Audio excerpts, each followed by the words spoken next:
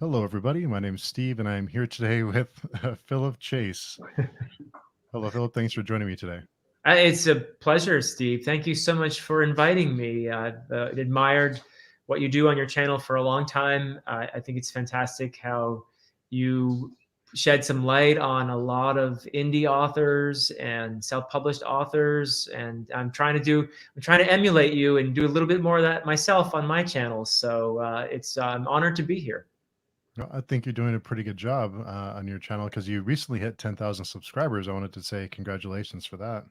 Yeah, thank you. Thank you very much. Yeah, it's kind of surreal, I guess. It is. It's a very meaningful milestone, I suppose. I mean, it's a number, and we all kind of, I think, all of us who do this, we do kind of peek at these things. We probably have some goals and things like that in mind, and this was something that I kind of thought maybe wouldn't happen for a long time on for my channel, and I'm happy it did. But even better, I've met so many really cool people along the way. I've met a lot of really lovely, wonderful people, and I've learned so much. It's just been a tremendous thing. So I'm that's the best part of all, by far. And I see Yeah, we've got some nice people here. I look at all the people in the chat. Wow, yeah. Our friend Saf is here, and nice. hello, Saf. A critical dragon is here. There is my nemesis, Mr. John And from Hey Y'all Listen Up is yeah, here. hey, Hey, y'all John. listen up. I know his channel. Yep. Ro Cool. Reeds is here. Awesome. Uh, Chaz is here. Greetings to the impeccable, Yes. Yeah. incomparable Dr. Chase and his esteemed, I don't know about esteemed colleague, but Well, I don't know about incomparable either. So we'll take it, Chaz. Thank you. yeah, I'm not going to turn down I'll take it. Oh, Saf thank said, you. I Yeah, loved the your, chat with my daughter. Yeah, that went really well, and it was her idea, and I'm glad she proposed that because it was a lot of fun to do, and seemed to resonate with a lot of people, I guess, because a lot of us I guess we're the kind of people who bond over books. So yeah. it's amazing, isn't it? That you can, something that is a hobby, you meet so many great people and Yeah. so many great connections over. Yeah. Yeah. Oh, Or we've from- got Yeah, we've got Ariel's people here. here from Finland as well. Yeah. Oh Hello. yeah. How's everybody doing tonight? First Nice. time catching you live? First time. Well, I haven't been on a lot of live things. I've been on Jimmy's live thing, and what else have I done? I feel like I've done another live stream before, but I've never run one before, and I'm going to try that tomorrow.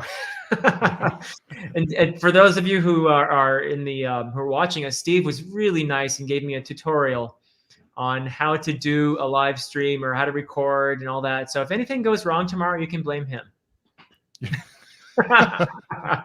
Sure, I'll have to give you my phone number, and you There, can give it's me a called call if you chatting have with any nuts. trouble. I knew Yeah. that. I knew that, Jimmy. Everyone knows that, right? Yeah. So Hello, Tokyo Reads. Besides this very chat. cool. Yeah, I just subscribed to Tokyo Reads. I just Mhm. saw that channel. So I'm subscribed to you. Awesome. It's a great channel. I And think bonding over books is one of the best ways to get to know each other. that is for sure. Yeah, Mm. yeah, I so agree. Yeah, that is. I know. Sorry, Jimmy. I thought Everybody. you might. Yeah. Yeah. My father is the main source of my love of books, so Philip's video was really sweet to watch. Oh, thank you. Yeah, yeah. No, I mean, it's incredible. There are some experiences that are just incomparable to anything else, and one of them was certainly one of the things I'm certain I'll look back on at the end of my life was reading with my daughters. And talking about books with them and that sort of thing. So it was kind of fun. Oh, all right. Branding is important. That is true, Jim. Yeah. Branding is very important. Yeah, And Tokyo says thank you for the support. my pleasure. I have to say I've enjoyed the conversations between Philip and AP immensely. I never miss one. Yeah, yeah. AP is his channel is a critical dragon, and he's here. And it's late for him. It's like past midnight now. But wow, it's these guys are I think either they're very nice and loyal, or they came out to give me a hard time. So one or the other, right? Maybe both. Yeah. Maybe both. Hey, And there's Freddie. Well, Working Man Reads. Oh, he's another one, by the way, who I want to watch more of, and does some great stuff with indie books, mhm. a lot of horror indie books and stuff. So, you guys who do that, I admire you a lot. So, yeah. Oh, yeah, and his wrist, yeah. So it's that time of year. Are you reading any horror books this year? It's the fall time. I'm not, confession time here. I'm not a much of a horror. Maybe I'm just a wimp, but I'm not a big time horror reader. I have started to get into some Stephen King, reading the Dark Tower series, and the Dark Tower series is not usually considered horror, although it has horror elements Hmm. to it. My favorite series of all time, the Malazan books, they have some horror elements in there too. So I do read some fantasy with some horror elements, but I haven't read a lot of just straight up horror, except if you count the really classical stuff, like like Frankenstein and that sort of thing. So haven't read a lot of that. Some of the stuff I'm reading this month, though, the fantasy I'm reading is sort of horror related. I'm reading right now a Dresden Files book, which is, I don't know if you've read Dresden Files or not, but I haven't. there's a lot of werewolves and vampires and that sort of thing in the Dresden Files. So I feel like that's sort of October appropriate. Uh, and I do have a self-published author's book is coming to me fairly soon. I hope I can get it in soon, because it would be great to get it into October. The author's name is Joseph Carroll, and it's a vampire. The word vampire is in the title, so I figure vampires are in there. So that might be an appropriate seasonal read. And I had a couple others that I felt like were sort of, there's a couple other fantasy books that I thought were sort of. I'm reading the last John Gwynne book in Of Blood and Bone, which is his trilogy that follows The Faithful and the Fallen. And there are some kind of grisly, scary elements in there too. So I'm doing my best, to participate in the season. So how about you? What are you up to? Oh man. Well, we're reading Dracula this month. Reading that, and we're reading the Dark Tower book 3. Is this month Okay, we're reading The that? Yeah, Wastelands. Wastelands. Nice. Yeah, Yeah, that's the last one I read, and I'm hoping to read book 4 soon. It's great. I loved The Wastelands. yeah. And I'm reading. Well, I'm reading actually. It's called Birthday Treat. It's by Anthony Salf. Oh, It's a new book. It's like a dystopian future. It's kind of like Running Man and The Purge combined. cool. Really interesting. And then I did finish Only the Stain Remains by Ross Jeffrey, which is a really heavy read. It was Nice. really good. And Peel Nice. Back and See by Mike Thorne is a collection of short stories. So keep him busy. Good, good. Yeah, you're staying out of trouble. Yeah, it keeps me out of trouble for sure. Yeah. At least I Speaking of try to. scary things, I saw that video of yours where you were mountain biking. Oh yeah. Man, I was terrified for you. You were on these like trails that looked like they were sort of like elevated, and you could easily just kind of go, wow, one wrong turn and there you go. And then you actually did wipe out once in the video I saw. So yeah. Yeah, I've wiped out many times. I have some scars to prove it, but it's always when I don't wear my pads is when I fall. Of course, right? Yeah. That's life, right? Yeah. Yeah. And it's funny because whenever I go for a ride, my daughter and my wife tell me, don't fall, be careful. And I said, don't tell me that, you're going to jinx me. And when they don't tell me that, I end up crashing. So Yep. Yep. Yep. go figure. But yeah, it's a lot of fun. Speaking of sports, I hear you're a big tennis player. Yes, yeah. I play tennis usually 3 days a week, unless it's the summer. And then I can usually sneak in 4 days a week. So yeah, I just played today. Actually, had a great time. So yeah, it's my just how I try to stay in shape mostly is through tennis these days. And I have to do a lot of stretching. The older you get, Steve, the more you have to stretch. So it's like, I actually don't play tennis to stay in shape. I have to stay in shape in order to play tennis. So that's kind of the point of life where I am right now. And Joanna is here too. Wow, we got Yeah, lots of cool people here. Yeah. definitely. Tennis. Yes, I don't play tennis in tweeds, contrary to the rumors being started by my nemesis. Yeah. If they've only made white tweeds for Wimbledon, right? Because you have to wear all white there. But yeah. Yeah. And Joanna says the mountain biking videos make me miss New Mexico. Oh yeah, yeah. It's one of the few things that keep me here is the mountain biking. Yeah. Oh my goodness. Yeah, my wife is. I've fallen on a cactus a couple of times, and I've come home and she's found, uh, you know, needles in my back and my knees, and Oh, yeah, it's been some interesting times. that is devotion. Picking the cactus needles out of you, man. That's really nice. But yeah. Yeah, it's fun stuff. Wow. So next time you fall, don't fall on a cactus. Yeah. I try not to. They're my nemesis. The critical dragon is your nemesis. Cactuses are my nemesis. So. Yeah, I'd say they're roughly equivalent. Yeah. Yeah. Yep. That's a very appropriate analogy. Thank you, Steve. I appreciate that. Yeah. Have you ever played competitively, or is it just recreational? Tennis. So yeah, I used to be fair. Oh, poor AV, it hurts. Yes. Well, so do cactus needles. So That's true. So I used to be fairly not elite, but I used to be a pretty good marathon runner and half marathons. I did that for many years until I messed up my hips. Oh no. And I had to stop doing that, hence all the stretching that I do now. But I'm okay playing tennis. And I didn't take up tennis, though, until I was in my mid-30s, until I was 35 or so.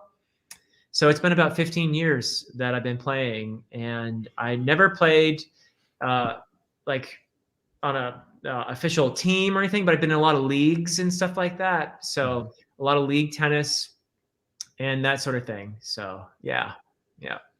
There's a lot involved in tennis that you wouldn't consider if you just watched. There's a lot of form and footwork and angles, and it's there's a lot involved in it. It is a sport that. So I've been at it for 15 years, and I'm still learning stuff.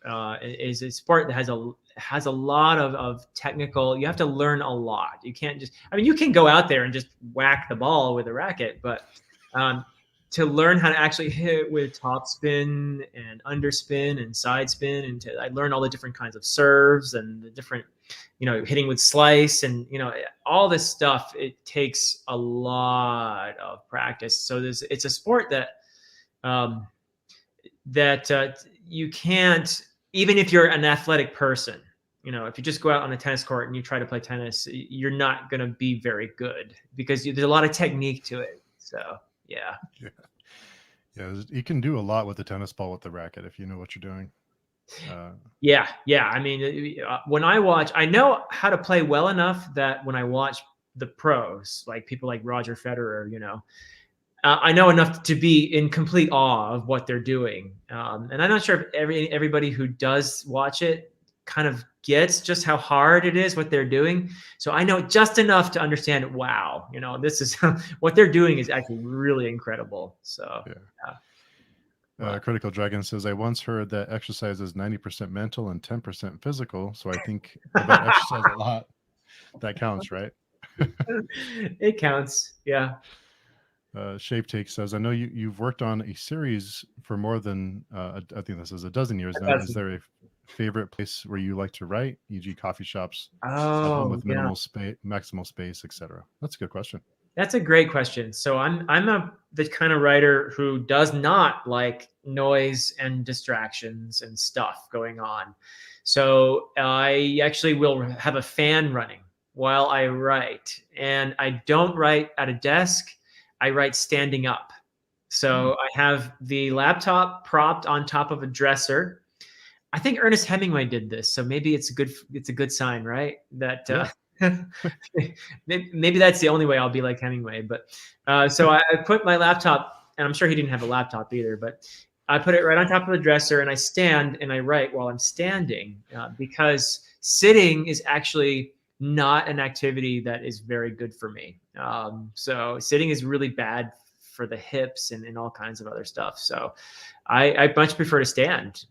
So yeah, I will stand while I'm writing, and I'll have a fan blowing next to me to just kind of get all the noise out of there. Although it's not very noisy where I live, but I just like to have that, I guess, what is it? Ambient noise? Is that what they call it? Like white noise, like a fan, Maybe. or Yeah. yeah, Yeah. yeah, So that's how I write. And I could never write in a coffee shop. I know like Steven Erickson writes in coffee shops and all that, or in pubs and stuff. And I'm like, how do you do that? Because I'm so easily distracted. So yeah, I guess that's why. But, yeah. So what can you? I know I don't want to. I don't want to get too much, because I know you probably want to keep some of it private. But what can you tell us about your books that you've been writing? I think you have a oh, trilogy finished, right? yes, yeah. There's a trilogy that is pretty much finished. Although I'm doing a pass through the second book right now, and I'll do a pass through the third. And the first book's, I think, as good as I can make it at the moment. And so it's I consider it done. Of course, if I'm fortunate enough where my agent is able to find a publisher, then I'm sure that the editor at the publishing house will have homework for me. So, and that's just the norm. But yeah, so it is a fantasy. I consider it epic fantasy. And it involves a religious war. So there's a religious war. That's sort of the background of the thing. And it is, in terms of inspiration, I guess, you could say that my obviously, I mean, I'm a medievalist, so there's bound to be some Old English and Old Norse influence in there, and that sort of thing. I also used to be pretty good at speaking Welsh, so there's a Celtic element in there as well, and finally there is a South Asian element in there because I lived in South Asia and I speak Nepali, which is a South Asian language related to Hindi, and so it's that's a part of the world that also has inspired part of my world that I created in my trilogy. So that's all there, and yeah, that's it's been a long time me working on and off on that, but it's a pretty long maximum attention page count. Oh, okay, that's a great question. Yeah, I don't know. Did I answer your question, Steve, about the trilogy, or Yeah, yeah. I know you probably wanted to keep some of it, you know, a you don't little want to say bit? too much. Yeah, Yeah, yeah. I'm hopeful that it will be published one way or another within hopefully a year or so. So we'll see. It's never an easy thing. I'm sure, as you and probably most of the people who are in the chat know, it's a huge process to try to get published. So yeah. yeah. Have you considered going the self-publishing route? I will do self-publishing if ultimately my agent says to me, we tried, just nobody seems to be interested, but Mm. I'm still hopeful that he'll be able to get something. So Yeah, well, we'll see what hopefully it happens works out. there. Element Yeah. Element Surprise has a question for maximum attention and page count.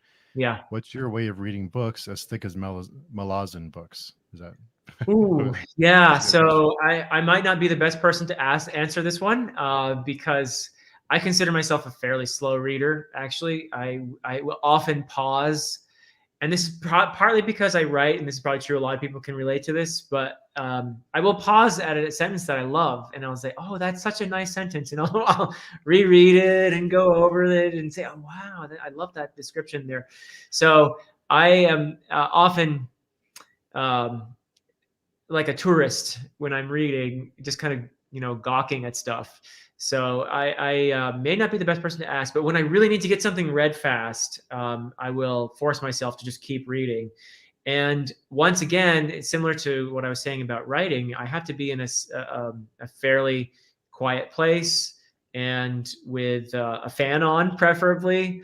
And I read lying down. So yeah, I don't know. It also I think a lot of times people get the idea that reading fast is somehow, um, the best way to read. And honestly, I think that there are various ways to read, and nothing wrong with people who want to just get through the pages. And there's a lot of great books to read that way. But there are other ways to read, especially I think for those of us who, if you're going to do a review on a book, then you need to probably read a little bit slower actually in order to really, pick up on the things, and maybe even take notes and that sort of thing. And that's a good way to actually take in what you're doing. I think, most people who've taken college classes and stuff, you take notes when you really want to absorb something. So it's not fast though. I mean, but you're going to retain a lot more of it, and you're going to be able to reflect on it better. And if you have to talk about it in a review or in a class or something like that, then you're going to be much more equipped than if you were just kind of speed reading to get through the plot. So, Mhm. so yeah, I don't have a good way to get through them fast. I go slow, especially when I know I'm going to be talking about the book or doing a review on the book. So I am pretty happy, depending on the book, honestly. So, maybe I'll read 100 pages a day or so. I don't know if that seems like very much to people or not. But if it's a Malazan book, 100 pages is a lot harder to get through than, than a Dresden Files book. Like Dresden Files book, I can read 200 or 300 pages in a day, no problem. That just zips by for me. But a Malazan book, I feel like it takes me just about as much effort to get through 50 pages, of that. So yeah, Good. it depends on the book, what I'm trying to get out of it, and whether or not I'm going to be caught trying to say something intelligent about it. So, And when I saw that you were in the middle of writing your trilogy, I wondered, did you ask any of the people that any of the authors that you've interviewed on your channel? Have you asked them for advice, or have you asked them to read your work and get feedback? yeah, I always ask for advice from authors that I talk to. Always. So, and everybody has their own, I think, experience, and they have their own tricks that work for them. But there are some pieces of advice that I think are just universal. And one that everybody knows, but it always bears repeating, is read a lot. And if you're writing fantasy, don't just read fantasy, read broadly, read nonfiction, read other genres, because that's going to make you a more informed writer. And it's Mhm. going to make your writing richer. So it's really important. And the other thing is to be humble. Yeah, because if you want your writing to get better, you have to be humble and listen to people who give you feedback, especially people whose opinions you really respect. Mhm. So here's Chaz. Chess says, so when I start reading The Winter King, you can help me with Welsh pronunciations, right? Oh yeah, I'd be happy to. I can still pronounce Welsh pretty well. So I'm pretty rusty when it comes to speaking it, honestly, but I could read it and pronounce it more or less correctly, I think. So yeah. Shape Take says, one of my favorite authors, Shelby Foote, once said that there is no imagination involved when he reads books. According to him, it's all about the language and the words on the page. Any thoughts? I don't know. I that doesn't sound right to me as I'm reading. I'm trying to think. No imagination involved when he reads. Hmm. Huh. Yeah, no, I don't know. I mean, I'm sure Shelby Foote is an awesome writer, but I have to disagree, I think, because I mean, I believe there have been studies done on people's brains while they're doing various things, right? So while you're reading, the little brain sensors are going all over the place on, whatever they are. I don't know what they are, but whereas like if you're watching TV or something, then you're just kind of flatlining there across, and nothing much is happening. So I assume all that activity is something to do with imagination at some point. I mean, I certainly, like, for example, I prefer to read a book before I'll watch a film based on the book, because I want to imagine all of that stuff myself first. So maybe I'm not understanding what Shelby Foote was getting at, though. But huh, Hmm. well, I don't know. What do you Yeah. think, Steve? I agree with you. I think it's a lot of it is imagination because you're picturing what you're reading in your mind, and that's a lot of what you're absorbing is because what you may read a book, we may read the same book and have totally different, uh, you know, visuals in our mind or ideas of what we read. Okay, and Uh, AP has an intelligent response to yeah. this. So, regarding foot, that sounds like the difference between internal visualization and linguistic awareness. Aha.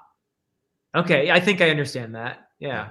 But aren't you doing both? Okay, he's continuing here. So in a Yeah. close reading. So, the close reading, you think about the linguistic connotations, whereas when reading for pleasure, then you may Ah, internally visualize the scene. okay. So in other words, this Mr. Foot might be saying Mr. Foot, I think, right? Shelby is I a believe so. male. It could be female too, but I don't know.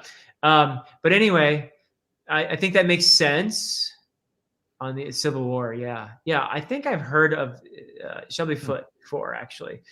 But that makes sense. AP's answer, because if you're thinking about it in terms of you're analyzing it and you're trying to, then you are in some ways, I think you're outside the story. You're as a critic, Hmm. you're looking for things, and that is a different way of reading than just being lost in the story, right?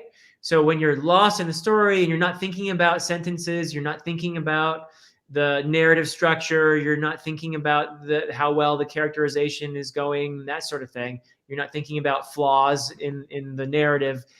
You're just lost in the story. Then it's probably all imagination. But if you're like Shelby Foote and Hmm. you're trying to analyze what you're reading, then it's probably that makes it. Thank you, AP. That makes sense. Hmm. And reading Rainbow says maybe he has a fantasia. Some people do not Maybe visualize. that too. Yeah, yeah. But I do think that there's a difference that, and I've heard a lot of authors talk about this, like Joe Abercrombie, for example, Hmm. has said many times in interviews that he doesn't read much fantasy anymore. He used to read a lot of fantasy, but now that he's a fantasy author, he doesn't read much fantasy, especially epic fantasy. And I think one of the reasons, not the only reason, but one of the reasons is it's hard to read it without reading it like an author, without reading it like an editor, which is not what most of us do when we're just reading and enjoying, is just being lost in the world and going along on the adventure and letting it take us where it will. And the moment you start reading it like an author, it's a different experience. So Hmm. beware, any of you who are thinking about writing, be writing a lot could just change the way you read books, and it might not be um, as immersive for you if you do that, if you take that step. And I think Joe Abercrombie has spoken about that. I'm sure many other authors have as well. But Hmm. so yeah, I guess. Interesting. Yeah. Tokyo reads, as I've heard that there are people that have internal dialogues with themselves and others that don't. I wonder Huh. if that has something to do with it. Yeah, I definitely do. When I'm trying, this is kind of funny. When I'm doing dialogue, when I'm writing dialogue, I will actually say the stuff out loud to sound. Does that sound stupid when I say it out loud? And if it doesn't pass that test, then I will go back and try to make it sound a little more natural. So yeah, I know Abercrombie goes back a lot to his dialogue to try to give each character a distinct voice. He's spoken about that too. That he goes back and he edits and edits until he hears that voice, which is why and I know he's one of your top 10 favorite authors, Mhm. Steve. So, and I think we would agree that he is one of the best at giving his characters distinct voices. Yeah. So I'll look in the mirror and I'll try on expressions while I'm doing the dialogue and stuff like that to see if it looks right and what I'm imagining actually could feel natural to a reader. So it's kind of absurd, but yeah. Yeah. And our friend Juan from Plagued by Visions is here, who has a fantastic channel. Cool. As a college student, I definitely had a noticeable dissonance in reading experiences between assigned reading versus reading for leisure. Yeah. Yeah, that's interesting. I got to a point in my life where obviously as an English professor, I have to read. I teach literature. So I was reading a lot of really great stuff, but I was reading it to teach it. And so it's a different experience. And I realized that I wasn't, although I enjoyed teaching very much, I wasn't enjoying the reading in the same way. And so I just made a promise to myself that I would read for pleasure every day, at least for half an hour. And I tend to do more like 3 hours nowadays, but it's you read for pleasure. And that's a different experience. It sustains a different part of my mind than reading stuff that I know I'm going to have to teach and talk about and sound intelligent when I talk about. So yeah, yeah, choices too. That's true, Andrew. Having the choice is ha very funny, Professor Fireballs. Yeah. I don't know if they have SparkNotes for fantasy books, do they? I'm not sure. Actually, you know what, AP, they don't know what SparkNotes is. It's called is SparkNotes the new one? Oh, yeah, it used to be called Cliff Notes. Yeah, you guys know what SparkNotes is, right? Yeah, back in the day when everything was before there was an internet, it was called Cliff Notes. Yeah, yeah. So. Yeah, when you had to go to the store in the aisle of shame where you looked at the Cliff Notes because you knew that everyone judged you because you were searching through the Cliff Notes section. Yes, and now you can just go online and get your SparkNotes and not be embarrassed, I guess, right? Yeah, you can look it up in the privacy of your own home and avoid all that judgment from the people in the bookstore who actually read the books.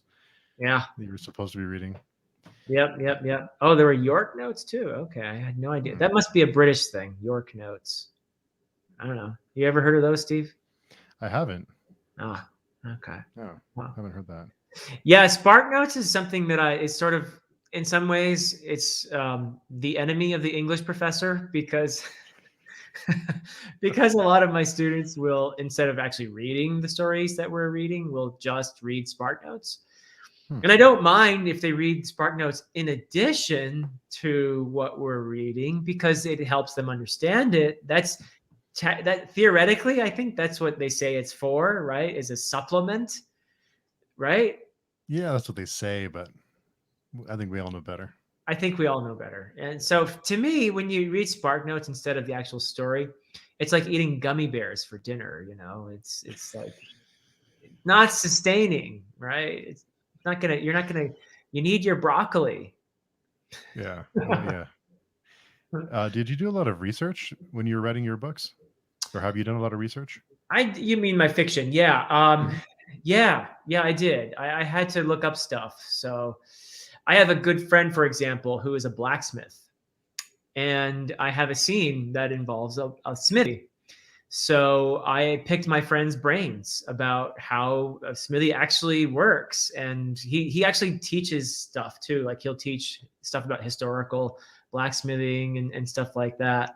So it's a wonderful thing to have a person like that. And obviously, I don't know. I have another friend who has a sailboat, and I didn't know anything about sailing. I had to look up a lot about sailing because there are some, people got around usually on a boat or on a horse back then, in sort of your old timey fantasy sort of stories. So I had to know how far can a horse go in a day, right? Because I had a map for my world and I had everything all planned out and where they were going, when, and all that. But I had to make sure everything worked out the way I was thinking it would. And I had, I had to, all the miles plotted there and how far can you take a horse in a day or for how long and that sort of thing. So I had to research that sort of stuff and have just sort of a minimal, I guess, passing knowledge of how sailboats work and stuff like that. Although I'm sure somebody who actually knows how they work would pick apart what I've done. But I've actually sailed a boat once myself,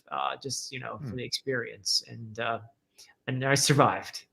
So that counts for something, right? Yeah. Survival's good. And the literary apothecary says I had gummy bears and ice cream for lunch today. Okay. Well, they were yummy, I'm sure. So yeah. Yeah. Huh. You can't be wrong. SparkNotes has a Beowulf entry. I'm certainly not implying that Philip. I'm sure that is what Philip reads. Yes. No implication whatsoever there. No, none whatsoever. Yeah. No, I have never looked at the SparkNotes entry for Beowulf. I'm pretty sure I have never done that. But I did catch a student once. Unfortunately, a student had bought a Beowulf paper from one of those sites that write the paper for you, Oh and no. of course they had plagiarized it from. It wasn't SparkNotes, but it was something like SparkNotes. So the poor student had bought this paper from these people who had plagiarized it off of a website. So there you go. Yeesh, that was a double. Yeah. Yeah, double whammy. Yeah. Reading and whatnot Microfiche, asks. yes. Yeah. I do. I had to use a lot of microfiche when I was writing my dissertation. So yeah, that those memories will never go away. They are seared into this mind. Yeah. Wasn't that fun? Yeah. Oh, it was actually fun, to tell you the truth. But yeah. Yeah. Oh, cool. Wow. Speaking of blacksmiths, my great grandfather and his family were blacksmiths for generations. That is really cool. I have so much respect because my friend who is a blacksmith up in Vermont, he's really quite good. And by the way, I cannot afford anything he makes because it's like it's custom made stuff, and a lot of his a lot or all of his clients are either rich people or like towns and things that can afford his work, but it's just beautiful. And he's let me play around in his forge a few times too. So I have a healthy respect for what blacksmiths do. Yeah. Um, in writing, how is reading and how the channel, how has that changed your writing process? Has it, because you've been reading a lot more when making channels making videos for the channel? How has Yeah. that experience changed your writing process?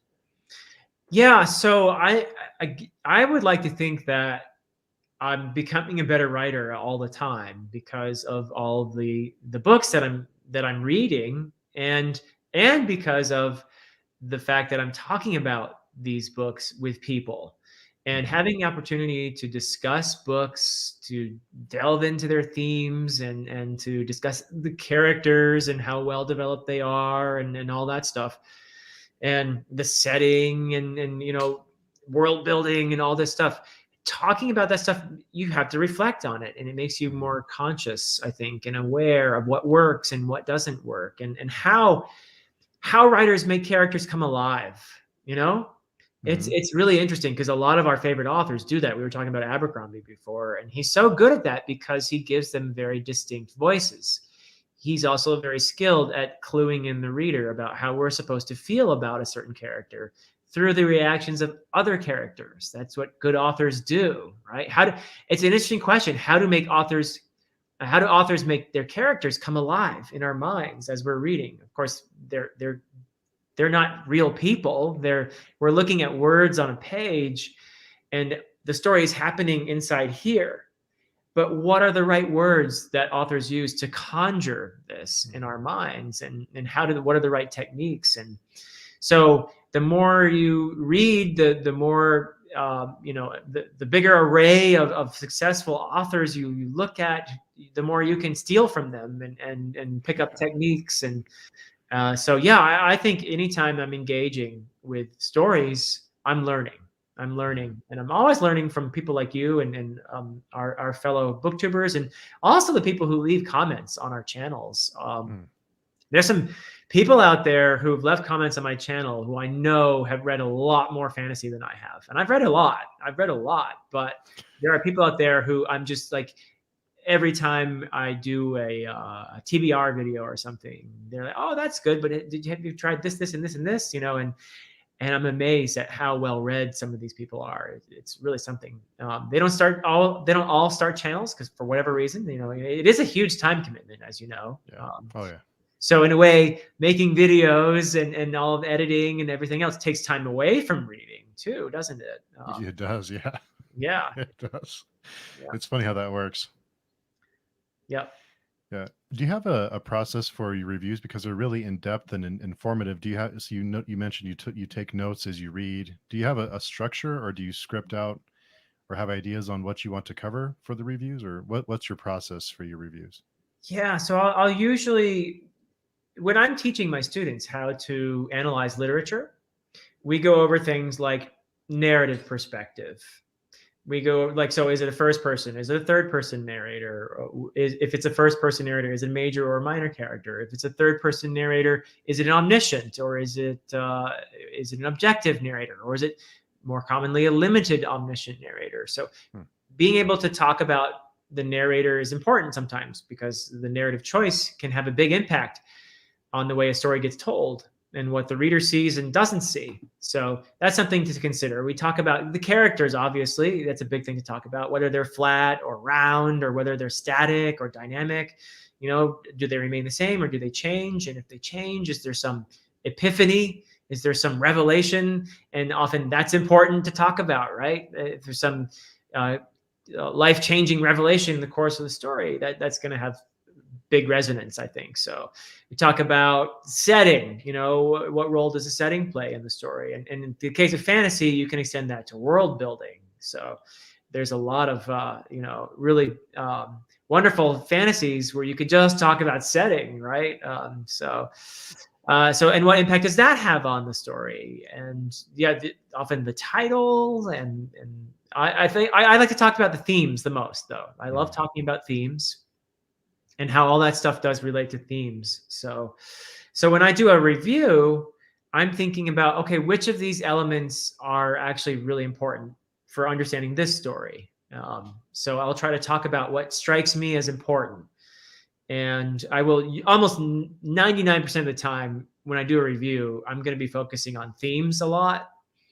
And that's just what I do. And that is one thing you can do in a spoiler-free review, because I think we all know how hard it is to say anything meaningful about a book without giving away any spoilers. That is the hardest thing to do.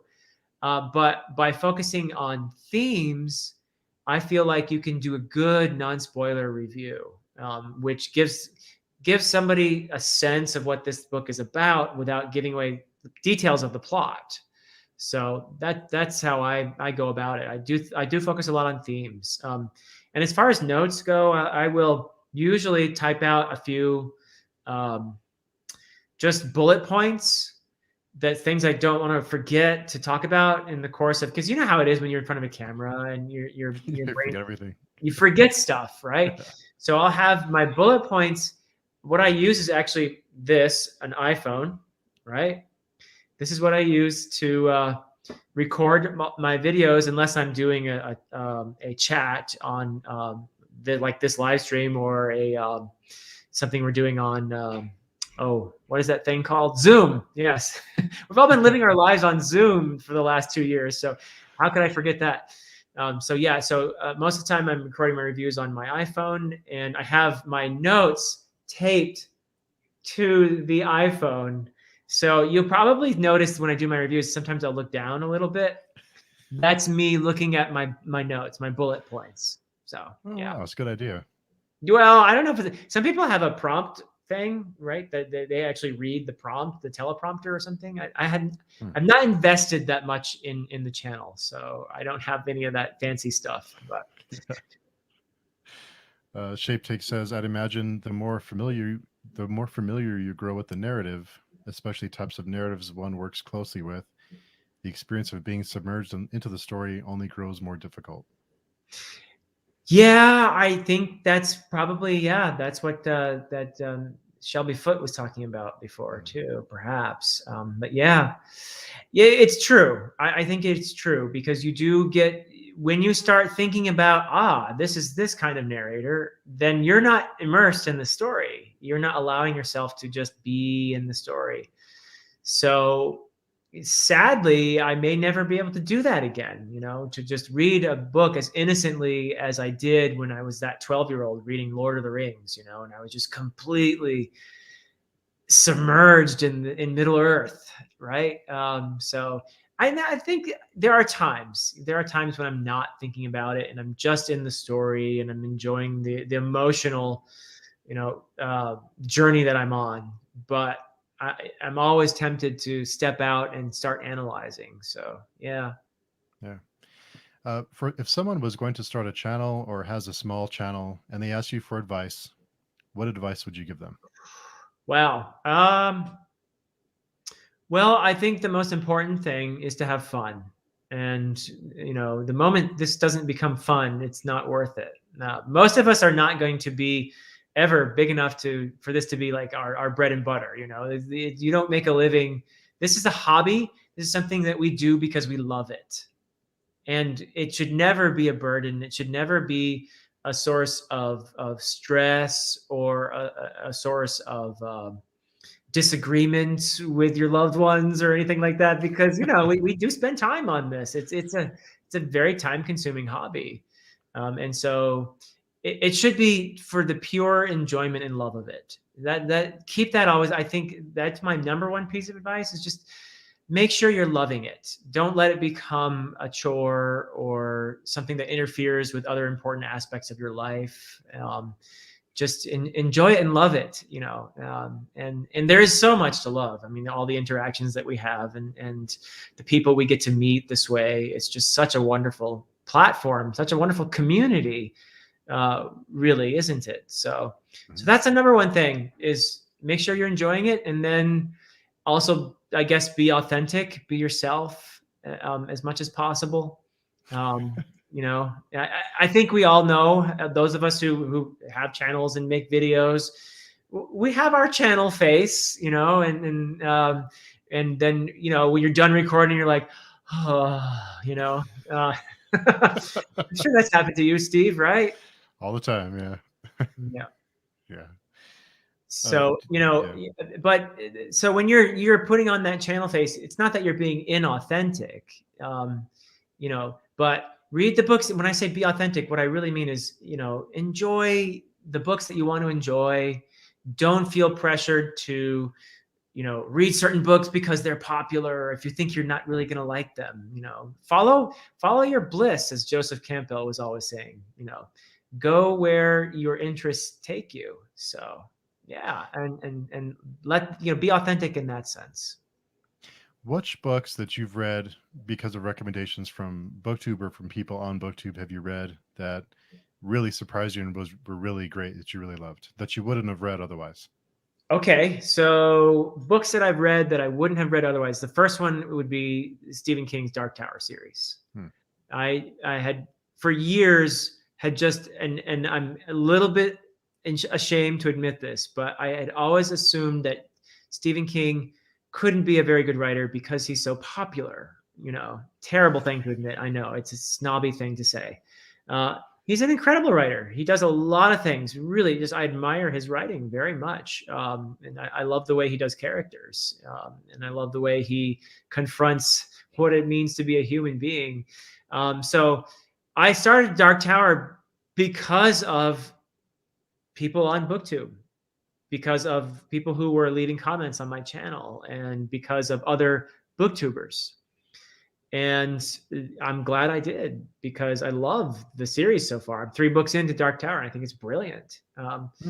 Another one would be John Gwynn's The Faithful and the Fallen. I hadn't heard of that at all before getting into BookTube, and I've actually read all of his books except the last book in the A Blood and Bone trilogy now. And that's been a lot of fun too, because I've been doing discussions with some other booktubers on Gwynn's books. So that's been really a blast. Let's see. I read R.F. Kuang probably because of BookTube, the Poppy War trilogy. I probably would have read that one anyway, but I read it after being on BookTube and hearing about it. So that was another one. And then, of course, yes, I'm reading more Discworld right now. And that's because of this guy here, Mr. Allen here. Allen from the Library of Alexandria. Yeah. You found the right, it's actually 3 doors down, Allen. 3 doors down. To the left. Yeah. 3 doors down. And don't forget the secret handshake, all right? So yeah, no, it's been great. And I know that I've not just that I've read stuff that I wouldn't have read before, but that the stuff that I am reading, I've gotten so much more out of it because of discussions on BookTube. The best example being my read with AP Canavan, Professor Fireballs, of the Malazan series, both the Malazan Book of the Fallen and novels of the Malazan Empire. I mean, I wanted to reread wrong room, Alan. So I wanted to reread the Malazan Book of the Fallen anyway. I was going to do that. That was always my plan. But doing it along with AP has been just such a fantastic experience, just life-changing, best literary journey I've ever been on. I can't say enough about it. The fact that I'm learning so much this way. So that's another beautiful thing. Not just that I'm learning about books that I wouldn't have read otherwise, but also that I'm getting so much more out of the books that I'm reading. So yeah. Nice. Do you have any spooky plans for this Halloween? Well, let's see. My spooky plans usually in the past would have involved my daughters. And the one is all grown up and lives on her own. I don't know what she's going to do for Halloween. The younger one is at that point, the teenager years, right? So she's it used to be me. I can remember her first Halloween when she was like 3 or 4. And I had her dressed up as a little bear, and it was so cute. And she had these little cute ears, and she was the cutest little bear ever. And I had to take her around and hold her hand, and it was so much fun. And of course, you do it with your kids over the years. But now she's at a point, I think, where it might be a little bit lame to have dad around while trick-or-treating or participating in Halloween activities. So so I don't know. I'm probably just going to stay home and hand out candy to kids. I don't know. Do you do anything? Do you do anything interesting? No, not really. I always thought Halloween was kind of strange because when you're little, everyone tells you just don't talk to strangers and stay away from strangers. Yeah. But go up to the stranger's door and ask for candy. That's okay. Right. It's always seemed kind of odd to me, but yeah, it's a fun time because we like to watch horror movies and read horror books, and I just enjoy the fall. So that's the best part about it is the weather changing. Yeah. Oh, I love the fall. My favorite time of year. Yeah. Yeah. So, do you have any favorite book to movie adaptations? Ooh, well, I'm not going to give a very original answer here because it's Lord of the Rings, the Lord of the Rings films. I remember watching the Fellowship of the Ring, and I was a very nervous Tolkien fan about these movies. I was trying to be open-minded, but I think the first one was in 2000, 2001. Is that right? Something like that. 2001, I think. Yeah. 2001. Yeah. I think so. So I was intrigued, but I was a little bit scared that what they were going to do to my beloved, favorite book back then. So I went to the theater. I saw The Shire, and in the first 5 minutes, I was like, "Oh, they did it! They did it! I'm in Middle Earth." I thought, "Wow, these people are fans. They are doing it right." I didn't mind that they left out Tom Bombadil and they left out in Return of the King the Scouring the Shire, and they changed some things, and I was fine with that. I really was. I didn't have a problem. It's a great adaptation, I think, for the most part. Hey, there's Paul even. All right, Paul. There he is.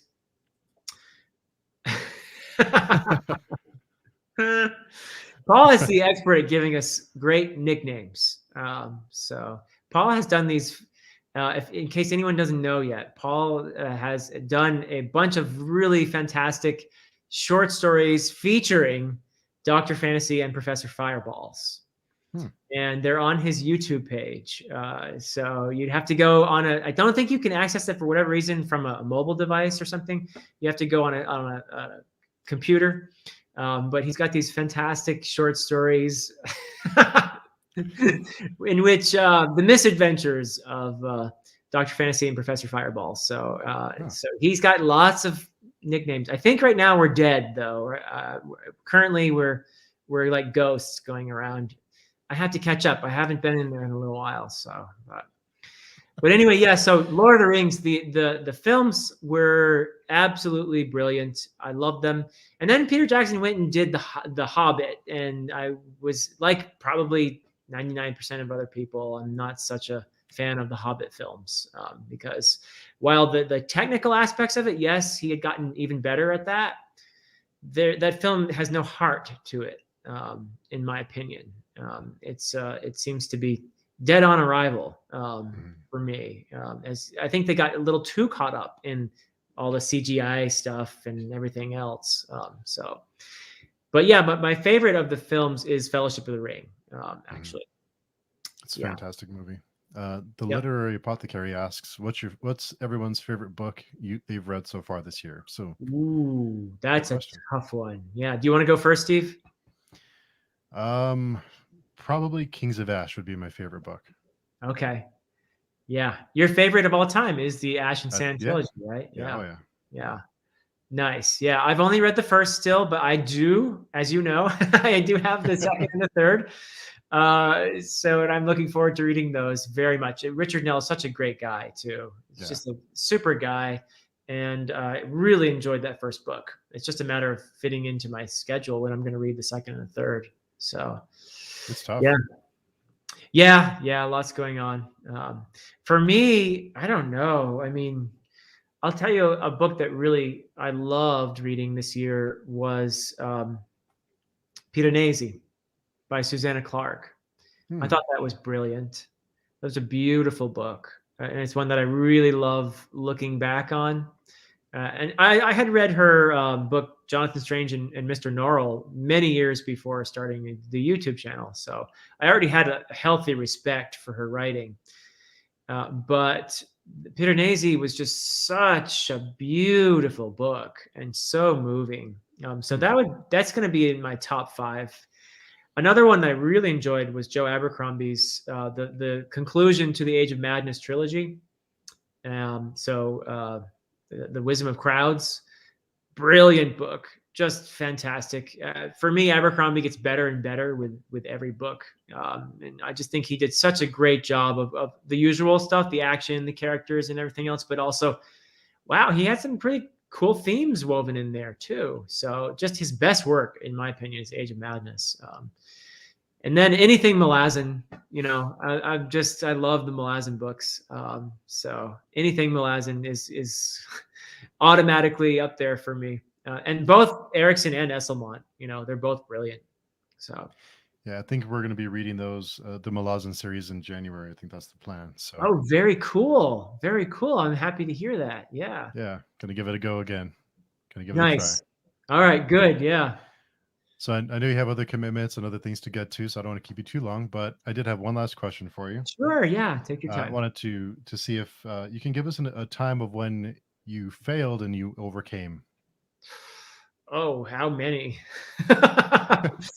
How many? Well, as a writer, maybe this is something that people would appreciate hearing. As a writer, I've been at this for 16 years now, which means I've failed many times. To get an agent, you have to um, submit query letters to agents. And I got more rejections than I can possibly even tell you. I mean, it was just one after another. And writing a query letter is almost as hard, or maybe it's harder even than writing a novel. I mean, and they're so short and you have to be so perfect with them. And so that's I failed many, many times. But writing the books too, you could call that a process of failing better. That's what revising is, right? So Yeah, when you're writing a book, you're failing better all the time.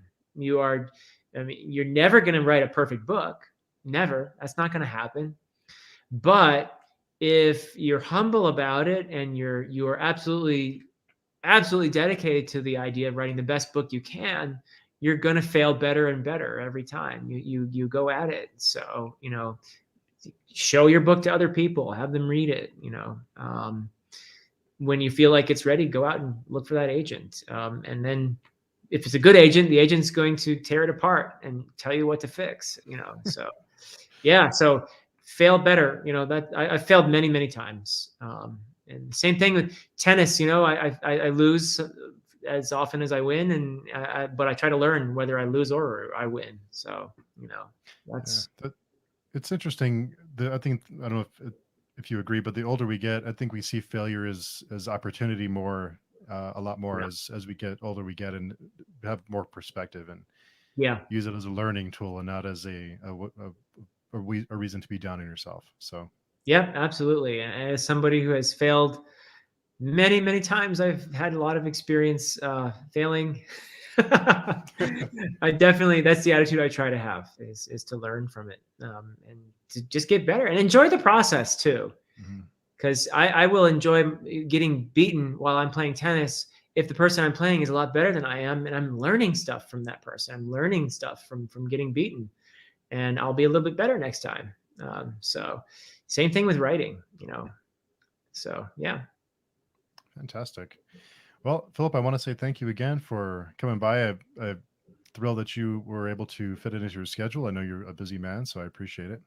Well, Steve, I'm actually really delighted to talk to you. And like I said in the beginning, I really admire what you do on your channel. I think it's fantastic that you bring so much attention to indie authors and self-published authors. And like I said, I've started to read about one self-published book a month now, and to review it. And I'm 3 or 4 in now, and I think it's a wonderful thing because there's a lot to learn from them as well. Mhm. They always have great insights. Yeah. So uh, it's uh, it's really good what you do, and not everybody, I think, who's on the temptation. Obviously, I mean, just to be frank for a moment, the temptation is obviously to do what's popular, right? Because Yeah. people will click on what everybody else is looking at, or, so and I don't have to give examples. Everybody knows what I mean. But what I see you doing,